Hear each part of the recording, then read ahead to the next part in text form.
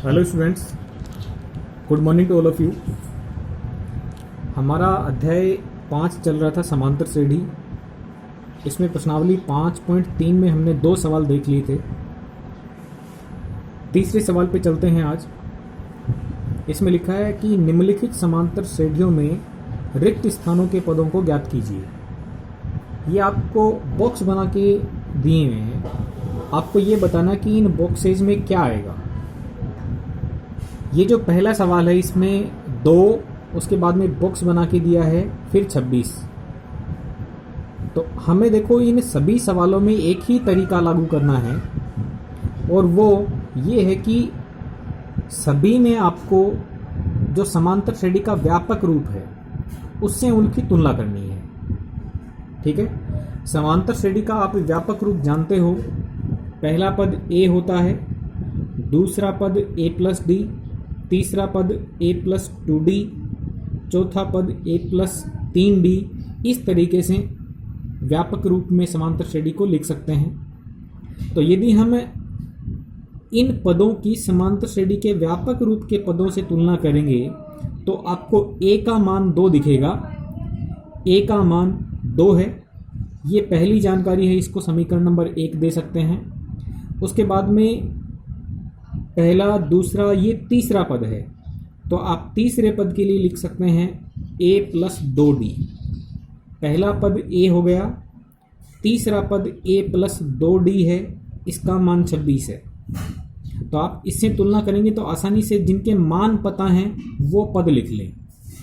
a का मान 2, a plus 2d का मान 26। एक समीकरण ये बन गई, एक समीकरण ये बन गई।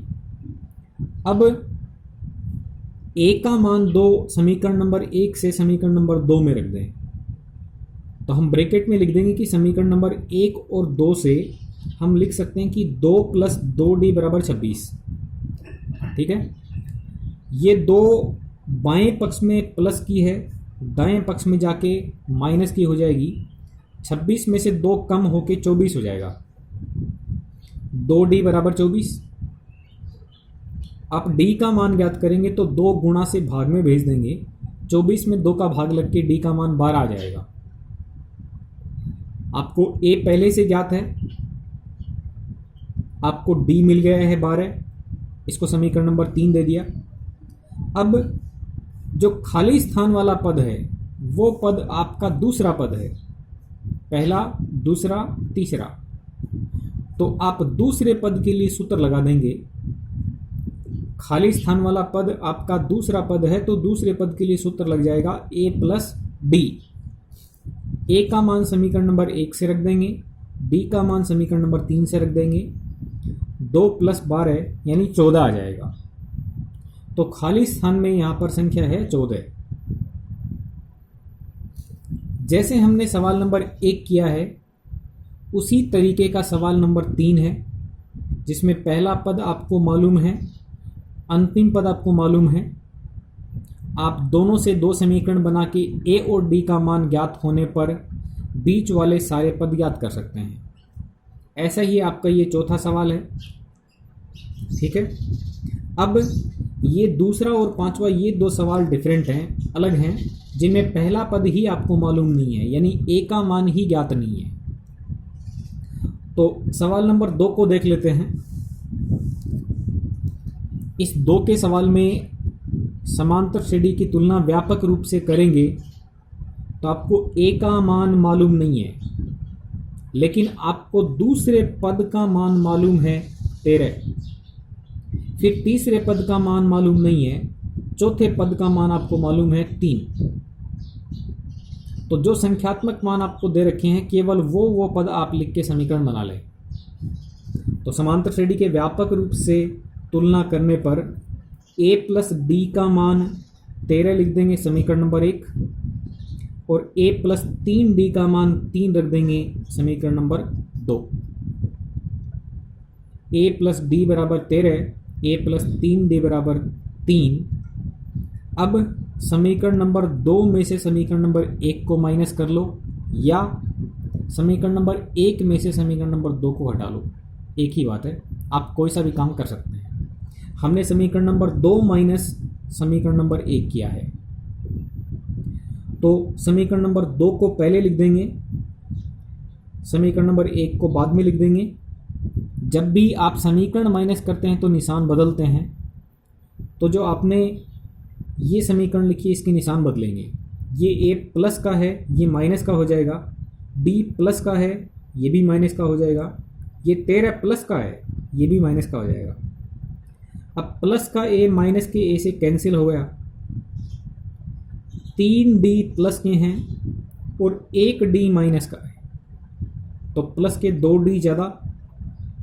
आप यहाँ देखेंगे तो 3 प्लस का है और 13 माइनस का है, तो माइनस के 10 ज़्यादा है। तो आपको 2d बराबर माइनस का 10 मिलेगा।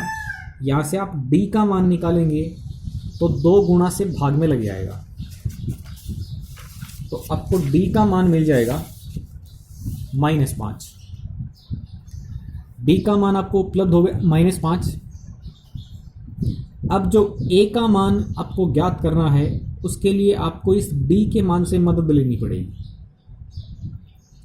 आपको a का मान मालूम नहीं है, d का मान आपको मालूम चल गया है, -5 है। ये समीकरण नंबर 3 है। समीकरण नंबर 1 में यदि आप d का मान -5 रख देंगे तो ये एक संख्या रख जाने पर पक्षांतरण करने से a का मान आपको मालूम हो जाएगा। तो समीकरण नंबर 1 और समीकरण नंबर 3 इन दोनों को काम में ले लेते हैं। a प्लस d बराबर 13 लिखा था समीकरण नंबर 1 में, तो आप a का मान ज्ञात करना चाह रहे हैं। d का मान -5 यहाँ पे रख देंगे, प्लस गुणा माइनस माइनस बनेगा, तो a -5 बराबर 13 हो गया। -5 बाएं पक्ष से आप दाएं पक्ष में भेजेंगे तो ये 5 इधर आके इसमें जुड़ के 18 हो जाएगा। a का मान 18 हो गया। इसको आप समीकरण नंबर 4 दे दें। a का मान 18 मिल गया तो आपको एक जानकारी मिल चुकी है। जो खाली स्थान में आपको पहला पद मालूम नहीं था a का मान, वो मान आपका 18 आ गया है। ठीक है, अब आपको ये पद भी याद करना है। ये पद कौन सा है? पहला, दूसरा, ये तीसरा है। तो आप तीसरे पद के लिए सूत्र लगा देंगे a प्लस 2d। आपने a का मान यानी पहला पद ज्ञात कर लिया। अब ये खाली स्थान भी भरना है, तो ये पद है आपका तीसरा। तो तीसरे पद के लिए सूत्र होता है a प्लस 2d। जैसे आप तीसरे पद के लिए a प्लस 2d का सूत्र लगाएंगे, a का मान 18 लिख देंगे आप समीकरण नंबर 4 से, प्लस 2 गुणा d का मान -5 रख देंगे आप समीकरण नंबर 3 से। आप यहाँ पे लिख दें, समीकरण नंबर 3 व 4 को हमने काम में लिया है। ठीक है, प्लस 2 गुणा में -5, तो ये माइनस का 10 हो गया। 18 माइनस 10 यानी 8। तो आपको जो दूसरा खाली स्थान है उसका मान मिल गया 8। आप आसानी से देख सकते हो, 18 में से 5 कम करने से 13 बन गया, 13 में से 5 कम करने से 8 बन गया, 8 में से 5 कम करने से 3 बन गया। ठीक है, तो आप इस तरीके से समीकरण बना के उनको सरल करके a और d का मान ज्ञात कर लें। उसके बाद कोई सा भी पद ज्ञात कर सकते हैं। तो जैसे हमने सवाल नंबर 2 किया है वैसे ही हम सवाल नंबर 5 भी कर सकते हैं। ठीक है, अब चलते हैं थोड़े अलग सवाल पे। सवाल नंबर 4 दिया है, AP 3, 8, 13, 18 का कौन सा पद 78 है? ये एक समांतर श्रेणी है, इसका कौन सा पद 78 है? तो पहले जो दी गई समांतर श्रेणी है उसके बारे में जानकारी जुटा लें। इसका प्रथम पद a है 3 तथा सार्वअंतर d का मान ज्ञात करेंगे तो अगले पद में से पिछले पद को माइनस कर लें, यानी 8 - 3 करने से 5 आ जाएगा। प्रथम पद आपको 3 मिल गया, सार्वंतर d का मान आपको 5 मिल गया। a और d का मान ज्ञात है आपका। अब आपसे पूछा कि बताओ इस समांतर श्रेणी में आगे चलेंगे तो कौन सा पद 78 आएगा, यानी कौन से नंबर पे 78 लिखा हुआ है। हम समांतर श्रेणी को बढ़ाते जाएंगे, ये बढ़ती जाएगी, तो 78 है वो कौन सा पद है, आपसे ये पूछा है। ये ज्ञात है, ये पहला पद है, ये भी ज्ञात है, ये दूसरा है, ये तीसरा है, ये चौथा है। तो आपसे पूछा बताओ ये कौन सा है, 78 कौन सा पद है। तो इस 78 के लिए आपको मानना पड़ेगा कि ये nवां पद है। आपसे पूछ ले कि कौन सा पद है तो आप मान लें कि ये nवां पद है।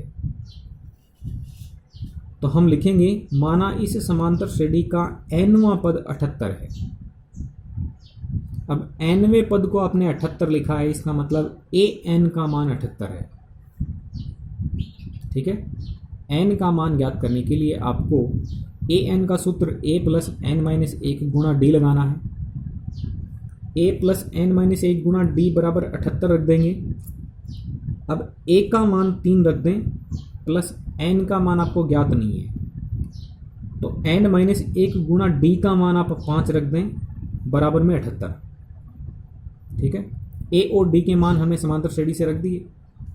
अब इसको सरल करने का तरीका यहाँ से देखें।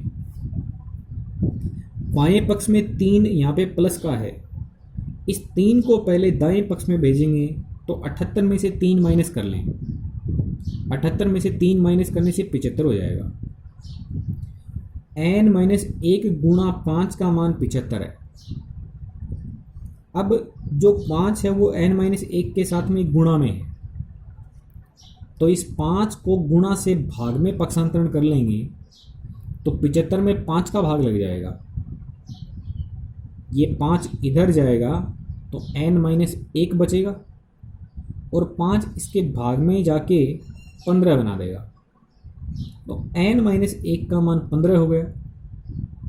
ठीक है, माइनस का 1 इधर है, इसको इधर पक्षांतरण में भेज देंगे तो 15 में 1 आगे जुड़ जाएगा, यानी n का मान 16 हो जाएगा।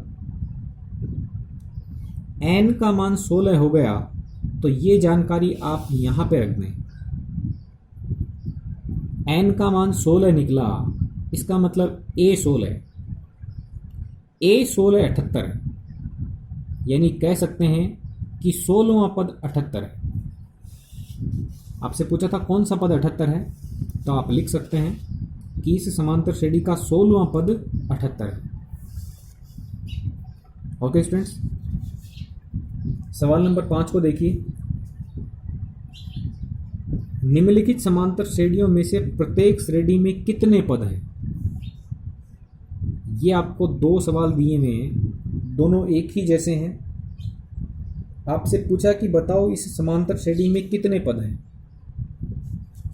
तो दी गई समांतर श्रेणी के बारे में जानकारी ले लें। इसका प्रथम पद a बराबर 7 है और ये समांतर श्रेणी 205 पे जाके रुक गई, आगे डॉट डॉट नहीं है, इसका मतलब ये अंतिम पद हो गया।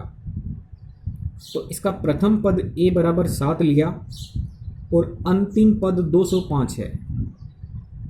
सार्वंतर की बात करें तो अगले पद में से पिछले पद को माइनस कर लेंगे, 13 माइनस 7 यानी 6 हो जाएगा। a का मान मालूम है, d का मान मालूम है, ये भी मालूम है कि अंतिम पद लास्ट वाला पद है वो 205 है। अब आपसे पूछा कि इसमें कितने पद हैं, तो देखो ये पहला पद है, ये दूसरा पद है, ये तीसरा पद है।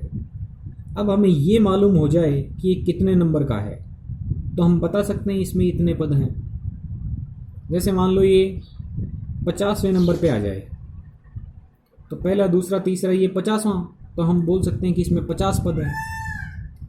अब हमें मालूम नहीं है कि ये कौन से नंबर पे आ रहा है, कि ये कौन सा पद है हमें मालूम नहीं है, लेकिन ये पक्का गारंटी है कि ये अंतिम पद है।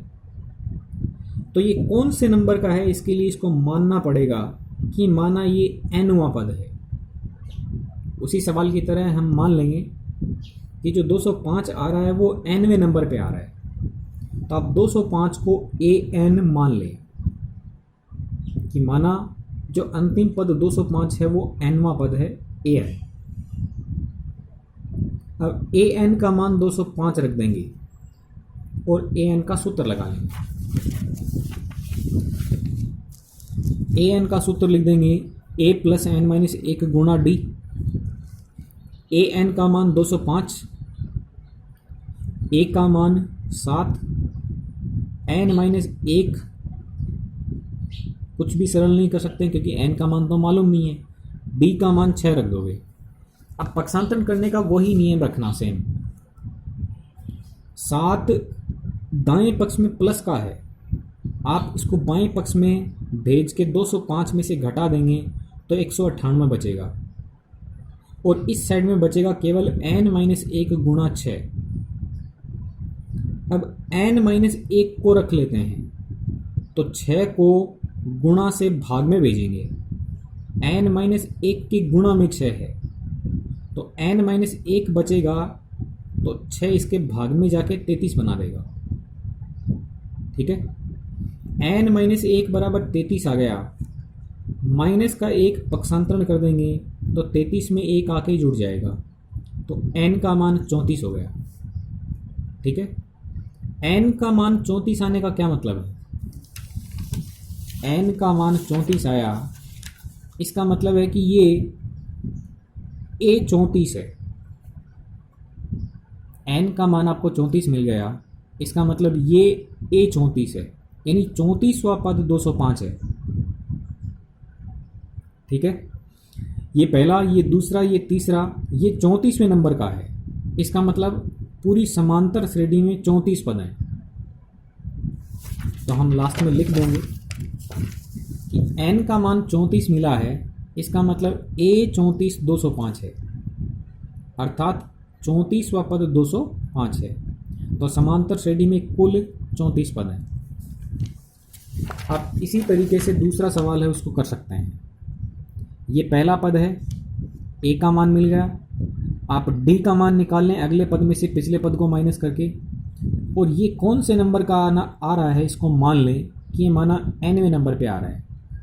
इसी प्रकार से सरल करके n का मान ज्ञात कर लें और हम बता सकते हैं कि समांतर श्रेणी में टोटल कितने पद हैं। Okay students, thank you very much.